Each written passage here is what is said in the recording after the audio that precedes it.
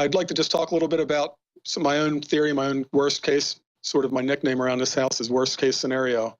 Because I truly believe that we're in a very dangerous time, and I'm not so concerned necessarily about any particular scenario, what triggers this, but the outcome, any outcome severe enough that takes down our electrical grid could lead to an end of civilization. And I'm not saying that as hyperbole. You've seen the anger in cities like Baltimore and Ferguson. That's when the electricity is actually functioning, the water is coming out of the taps, ATMs are spitting out dollars, the EBT cards are working, and McDonald's is open. If you take away all of them in cities of 1 million, 5 million, 10 million, in America and around the world, there will be absolute chaos. We've built our cities into being the equivalent of a giant beehive. It's all great while it's functioning, but if somebody walks up and whacks the beehive, the bees come pouring out, and there's no way to put it back together. There's going to be in that case, at least for the bees, a massive die-off. You don't want to be near the beehive when that happens. I hope it never happens. I hope we go onward and upward forever, for decades and centuries, greater and greater technology, inhabiting the planets. But I have a sneaking suspicion that the pendulum has gone about as far as it's going to go in the direction of turning man into virtually a god, all-knowing, able to play with the genetic code, determine what kind of babies we're going to have or not have. I think that in the end, the natural law, or if you prefer, God is going to have the last laugh. And when the pendulum comes back, it's going to come back very hard. The reason for that is we've never in human history had a situation where millions of people have been fed from thousands of miles away, and the food and the water, everything that comes into the city has to be brought by a functioning modern infrastructure. Anything breaks the infrastructure and the city can't exist. It can't survive. Where will the people go? There's no food out in the suburbs a week after the cities are out of food, so the suburbs will be out a week after that. Then what? Our food comes from giant agribusiness farms that require diesel fuel and fertilizer and chemicals to get that food to the trains and the trucks, to the production centers, and to our supermarkets. Any of that fails, and we're going to be in a hunger situation very fast. Sometimes I think about Jamestown. One of their first winters, they had a starvation winter.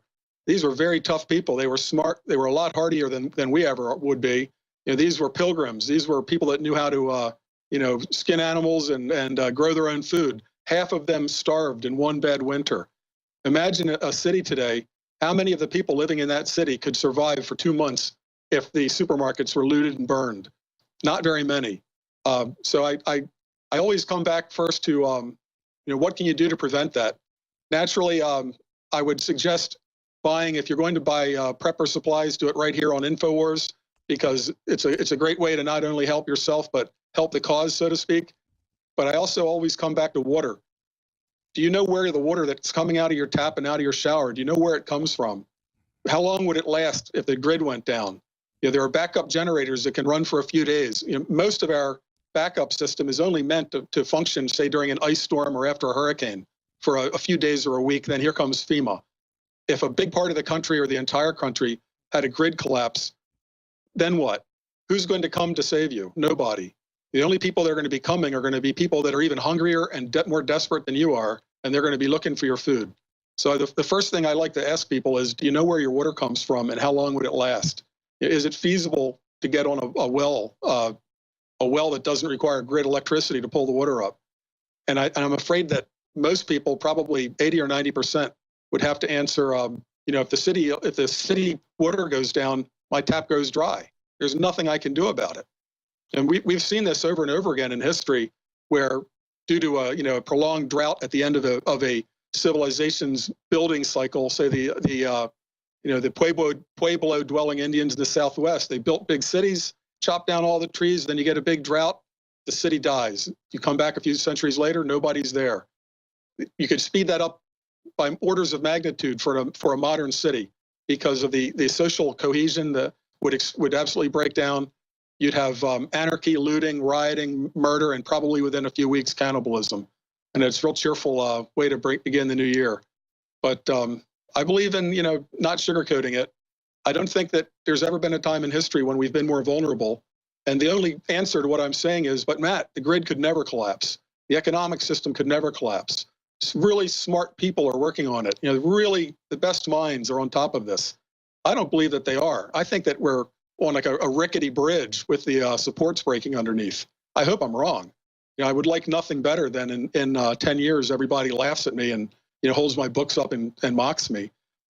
Because then I'd be a happy guy. I'd be out on a sailboat or, with grandchildren by then, maybe living in a great country, and I'll take all the laughter and all the ribbing in good humor. I want to be wrong about this is what I'm saying. I don't want to be right. But these next few weeks before the inauguration, we might finally put to the test, will George Soros and Obama go off into the sunset? Or will they, pull their doomsday switch that if I can't run the world, nobody can? Because I think that these are people that are that evil that they would actually do it. Now, they might think that they can calibrate the punishment to just punish America to a certain degree. My fear is that any kind of a attack against the financial system will spill over to the electrical grid and to the internet, almost like three different body systems, like say the nervous system, the blood circulation system, the skeletal muscular system. You can't live just with one of them removed. The others go down if any of them go down. If the financial system goes down, people aren't being paid, they won't go to work, the power plant shuts down.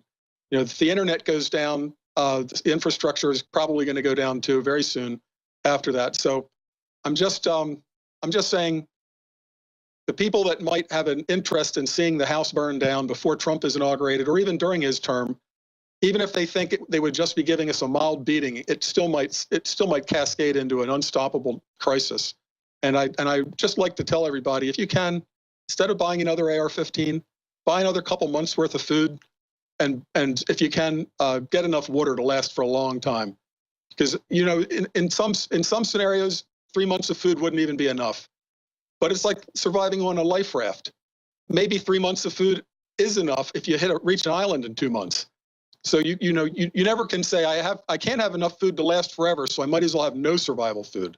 A couple of months might mean that by the time you need to go out foraging for food, most of the idiots have already been killed off. Most of the dangerous criminals have already been shot down. So you don't have to engage in those running street battles. But in the meantime, I would suggest strongly survival food, survival purification systems, and survival water, because you don't know when it's going to happen. And when it happens, it's going to be too late to go out and buy it then. I'm not really aware of what the clock is doing in terms of my going right over. You're going to break here in about 2 minutes, Matt. Okay.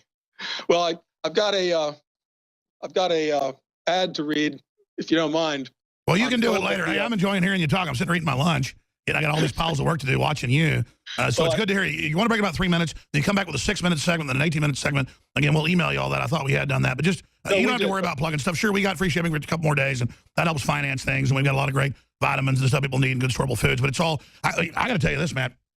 I've personally been looking to get out the country myself and get ready, and because I really know that's where this is going. I'd give it about a 50% chance we'll be in a depression. Maybe Americanism versus globalism can restart the global economy, but I don't know. The globalists were planning this takedown, and they had admitted that. Now, because of prosperity coming back, maybe it won't happen. But we know this. There's a very good chance that we're going into a depressionary spiral. And some of the best people to know, I would say, if you have some friends in your social circle, ham radio operators, people that know how to communicate, further than VHF. Anybody, and I don't care if he's a 90-year-old, anybody that can communicate, beyond line of sight, beyond VHF, he's going to be a most valuable player. And so is the guy with a light plane. Anybody with a single or a light twin that can land on a road might be the guy that gets your family out of a bad place, because forget about the Winnebago getting across the bridge. It's just not going to happen. If your doomsday escape device is a Winnebago hauling a trailer loaded with MREs, just stay at home and eat them there, because you're just going to wind up on the Beltway stuck in gridlock. But on the other hand, if you have a friend with a Cessna, that's the guy that's going to be a real hero. As long as you can fuel up that airplane, it's going to be able to take you anywhere you need to go. And there's nobody that can stop it. Nobody.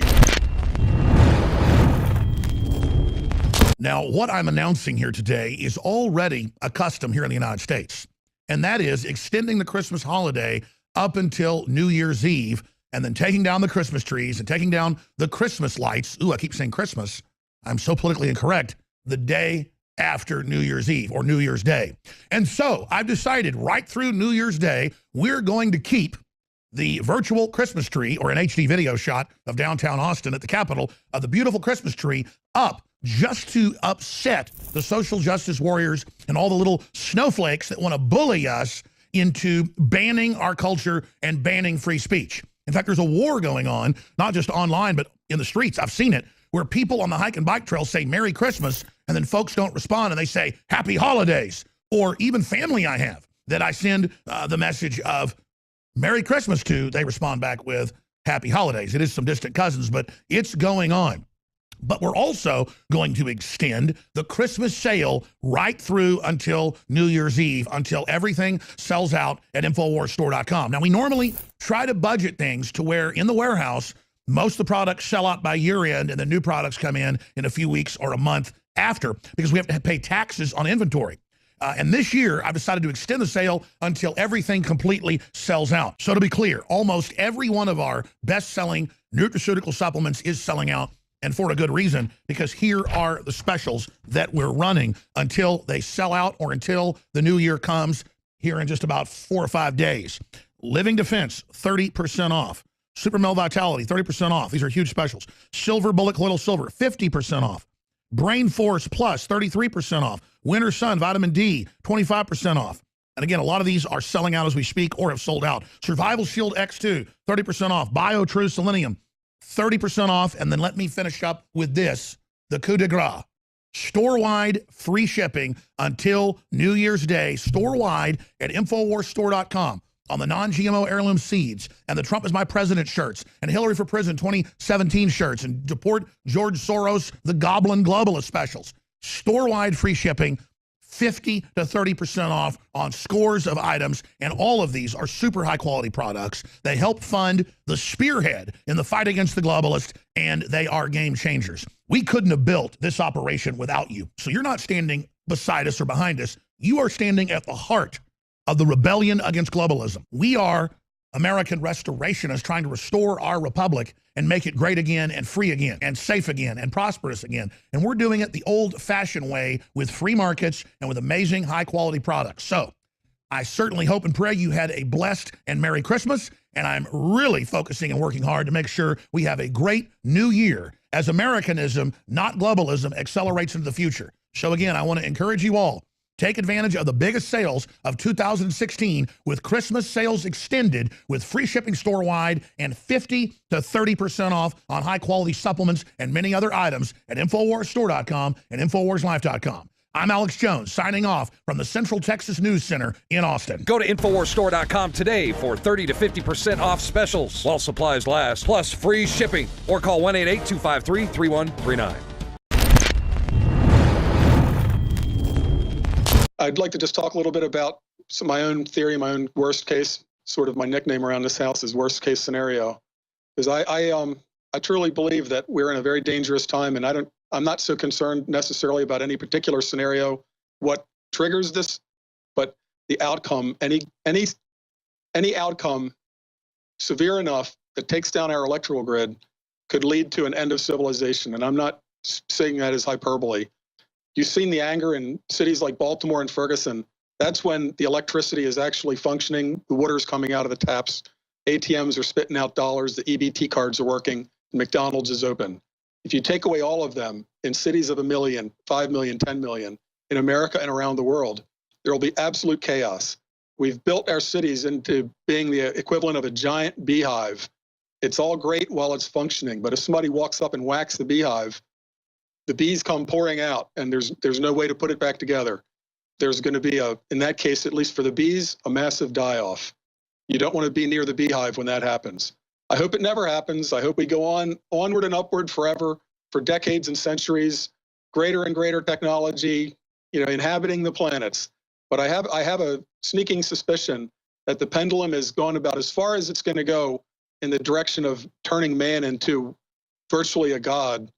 All-knowing, able to play with the genetic code, determine what kind of babies we're going to have or not have. I think that in the end, the natural law, or if you prefer, God is going to have the last laugh. And when the pendulum comes back, it's going to come back very hard. The reason for that is We've never in human history had a situation where millions of people have been fed from thousands of miles away, and the food